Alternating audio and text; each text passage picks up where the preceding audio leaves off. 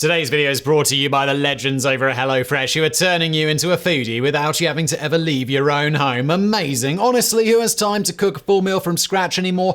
After a full day of work, nobody wants to spend hours preparing a meal. Unfortunately, the other options can be tricky or just mad expensive. And here's one fun fact from a Zang dining survey. HelloFresh is up to 72% cheaper than dining at a restaurant. So yes, HelloFresh is the perfect solution that checks every box. It's going to help you try something that's fresh and adventurous. It's affordable, it's convenient, and environmentally conscious.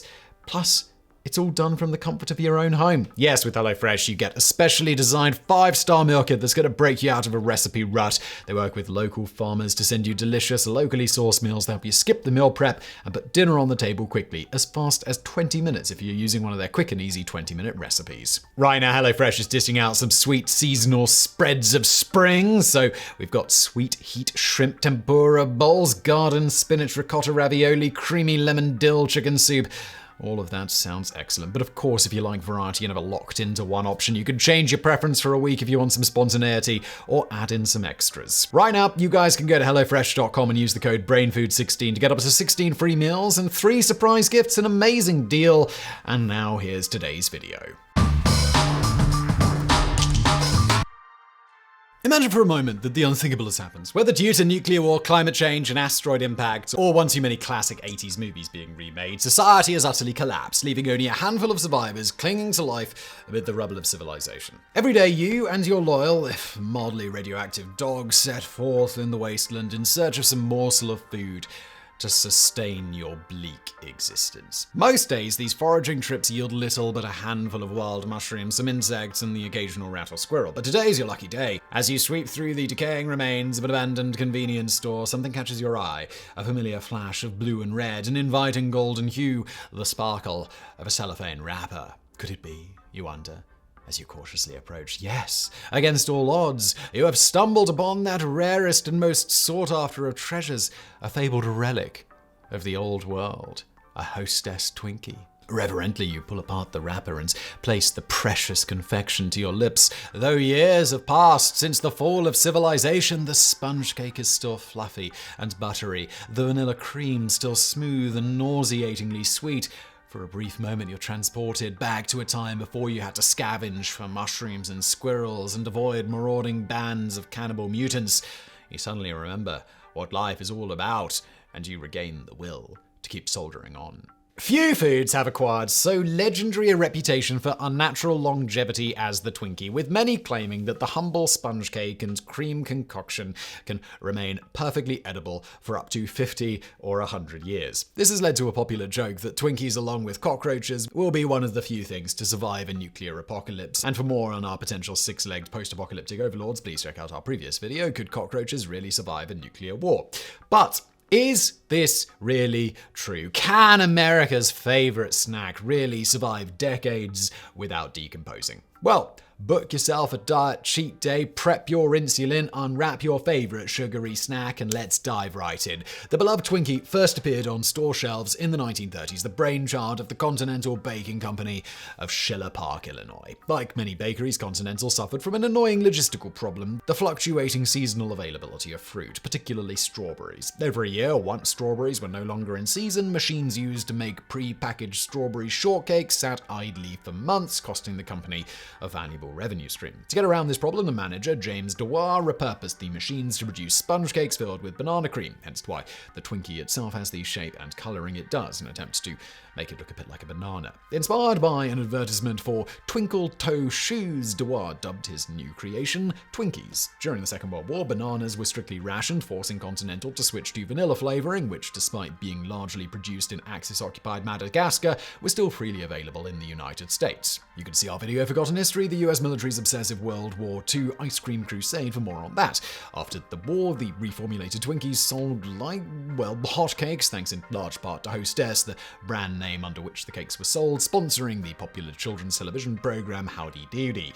Indeed, so popular was the vanilla cream filling that Hostess never returned to the original formulation, only issuing limited runs of banana cream Twinkies on special occasions. But while Twinkies became one of America's iconic snack foods, even being considered considered for inclusion in the US Millennium Time Capsule in the year 2000 as an object of enduring American symbolism, it also earned a reputation as a particularly unnatural and unhealthy source of empty calories. It's associated with an idle, unhealthy lifestyle, even forming part of an infamous legal defense. On November 27, 1978, disgruntled former San Francisco City Supervisor Dan White assassinated Mayor George Moscone and Supervisor Harvey Milk over their refusal to reappoint him to the City Board of Directors. During his trial, White's lawyers claimed that their client was suffering from diminished mental capacity due to severe depression, evidence they argued by his increased consumption of unhealthy junk food, including Twinkies. Ultimately, White was convicted of involuntary manslaughter rather than first-degree murder, triggering a series of violent protests known as the White Night Riots, and leading to the diminished capacity defense being abolished in California in 1982. The infamous Twinkie defense made headlines across the nation and fed into the growing perception of the Twinkie as an absurdly unhealthy monstrosity with an unnaturally long shelf life. At first, the notion that Twinkies don't decompose seems rather plausible. After all, if popular culture is to be believed, the beloved snack cake is composed entirely of synthetic chemicals, with not a single natural ingredient used in its manufacture. According to some accounts, Twinkies aren't even baked, but rather made of synthetic foam injected into a mold and allowed to expand and solidify. And even if Twinkies do contain some natural ingredients, they are pumped so full of emulsifiers, stabilizers, preservatives, and other chemicals that no self-respecting bacterium or fungus would go anywhere near it. That would make sense if any of it was remotely true. Rather disappointingly, the contents of your average Twinkie are actually rather mundane, and the myth of its infinite shelf life is just that, it's a myth. In fact, being a bread-like product, the shelf life is actually not that different than, well, a typical loaf of bread. When first introduced in the 1930s, Twinkies were made with all natural ingredients, mainly flour, milk, butter, and eggs, and had the shelf life to match, a mere 1 to 2 days. Over the following decades, however, Hostess gradually extended the shelf life of its most famous product. This was largely accomplished by removing the most perishable ingredients, namely dairy products and eggs from the recipe. The original cream filling was replaced by a mixture of palm oil, corn syrup, and emulsifiers like sodium stearyl lactylate and ethylene oxide. The egg in the cake was replaced by polysorbate 60 and the butter by diacetyl, the same compound used to flavor microwave popcorn. Yet, while in total Twinkies contain some 30 exotic-sounding chemical ingredients, only one, sorbic acid, is technically classified as a preservative. And despite what detractors may claim, Twinkies are not made of expanding foam, but are indeed baked like any other cake before being injected with cream filling and sealed in individual cellophane wrappers. So, what absurd longevity does all of this chemical replacement and manipulation result in? In 2012, just before Hostess filed for Chapter 11 bankruptcy, the official shelf life of a Twinkie was a whopping, wait for it, 26 days. Impressive for baked goods perhaps, but a far cry from the years or decades of the popular Twinkie myth. However, in March 2013, the Hostess brand was acquired by private equity firms Apollo Global Management and Metropolis & Company, and production resumed, causing Twinkie fans everywhere to rejoice. As part of this relaunch, the Twinkie recipe was tweaked once again, further extending their shelf life to an incredible 45 days. So despite what pop culture may claim, despite the best efforts of Hostess food scientists, Twinkies absolutely can and do go bad, and fairly quickly at that. But, I hear you ask, aren't sell-by dates famously conservative? How long can a Twinkie actually last? While no formal studies have tackled this incredibly important question yet, we're working on it. A number of official experiments have come close to providing a definitive answer. The longest running of these experiments was started in 1976 by Roger Benetti, a science teacher at the George Stevens Academy in Blue Hill, Maine. As Benetti recalled in 2005 in an interview with NPR, "We happened to be discussing food additives and different chemicals that would be placed in foods for various reasons, and we were discussing food preservatives. And a student happened to ask me, how long would a Twinkie last? And my answer was, well, I have no idea, but let's do an experiment. So I sent a student down to the general store, which was next door to our school, and he picked up a package of 2 Twinkies. He brought it up to the classroom. I unwrapped the Twinkies and immediately ate one. I simply placed the second Twinkie on top of the blackboard, and we began our experiment. There, the Twinkie remained for nearly 30 years, exposed to the open air, temperature fluctuations, bacteria, mold spores, and countless other environmental hazards. Yet, the little sponge cake has held up remarkably well. As Benetti described, well, it's rather dusty, I must admit. In the past year, because of its fame, it's been sort of taken out and shown more in the past year than in the previous 30 years. So it's begun to sort of exfoliate a little bit. It's starting to flake off just a tad. But it's sort of an off-yellow dusty. The bottom appears to be a little, perhaps moldy, but just a little bit of the bottom of it. The famous Twinkie currently resides in a glass display case in the office of current science teacher Libby Rosemeyer, who returned it to the science department upon her retirement in order to keep the experiment going as long as possible. But while the Twinkie appears to be in good shape cosmetically, no one has yet been brave enough to determine whether it is actually still edible. Thankfully, someone else has already taken that particularly culinary buffet for science. When Hostess filed for bankruptcy in 2012, fans of the brand's signature snacks went on a shopping spree, buying up all the remaining Twinkies, ding-dongs, and zingers before they disappeared from shelves forever. Among these was former Pennsylvania biology teacher Colin Purrington, who purchased 3 Twinkies for what he called future giggles, stored them in his basement, and promptly forgot about them.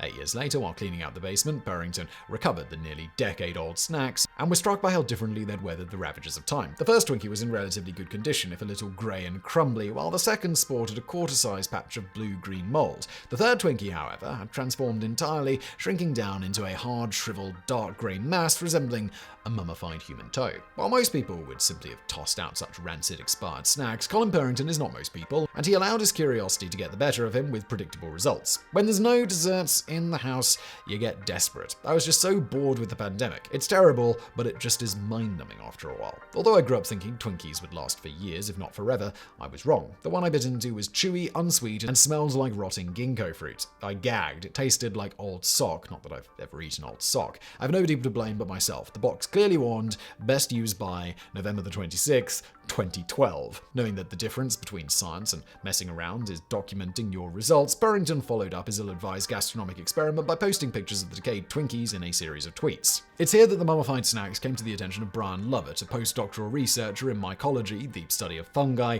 at West Virginia University. Lovett immediately contacted his colleague Matthew Casson, an associate professor of forest pathology and no stranger to the decay process of sugary junk food. The previous year, Casson conducted a study to determine how well various molds would grow on marshmallow peeps, the classic Easter candy. The verdict? Not well at all, as it turns out. For while peeps are full of nutrients that microorganisms normally thrive on, they're so dry and supersaturated with sugar that most bacteria or fungal spores landing on them are immediately desiccated and killed. That is incidentally why honey never spoils, and can extremely effectively be used to protect open wounds and burns from infection. You can see our video, The Surprising Number of Medical Uses for Honey, and why they work, for more on that. Casson and Lovett immediately contacted Purrington, who agreed to donate his remaining Twinkies for scientific study. The pair initially focused their attention on the Twinkie with the moldy spot, transferring a sample of the spot to a dish of growth medium and placing it in an incubator to grow. The sample yielded a strain of the common interior mold, Cladosporium, which the team speculated entered and colonized the Twinkie through a hole tear in the cellophane wrapper. But it was the grey, mummified Twinkie which truly captured their imagination. The Twinkie's unique appearance, they speculate, is due to fungus colonizing the cake before it was sealed in its wrapper. You end up with a vacuum inside the package, and very well that vacuum may have halted the fungus's ability to continue to grow. We just have a snapshot of what we were sent, but who knows if this process occurred 5 years ago and he only just noticed it now. Hoping to determine which fungus was responsible, Casson and Lovett attempted to sample the hard and shriveled lump, a surprisingly challenging task they eventually succeeded in, performed using a bone marrow biopsy tool. To his surprise, they discovered that the Twinkie still contained traces of its original cream filling, speculating that, as with marshmallow peeps and honey, the cream contained too much sugar to be hospitable to most bacteria and fungi. Unfortunately, however, these samples failed to yield any sort of fungal culture. As Lovett later stated, it may be that we don't have any living spores despite this wonderful rare event that we've witnessed. Spores certainly die, and depending on the fungus, they can die very quickly. While the Twinkie study hardly counts as groundbreaking science, Lovett nonetheless sees it as a valuable contribution to the field of mycology, helping to emphasize the vital role of fungi in the natural environment and stimulate reflection on our relationship with death and decay. Quote, "We're living in a time where we're all really grappling with our mortality. Eventually, all of us are food for fungi. Seeing that is sort of facing the reality of our mortality and our destination." Colin Purrington was rather less philosophical, tweeting, "My advice to the world, if you discover 8-year-old baked goods in your basement, examine them carefully under bright lights before eating them. I don't care how hungry you are." In conclusion, while a Twinkie can survive largely intact for at least several years, you really wouldn't want to eat it. So, should the apocalypse finally come, it's probably best to get your nostalgic snacking out of the way as soon as possible. For nothing, not even a Twinkie, lasts forever. And all of us will eventually be forgotten, even humanity itself. Nothing matters, and we're all going to die and become food for lesser forms of life. Brilliant.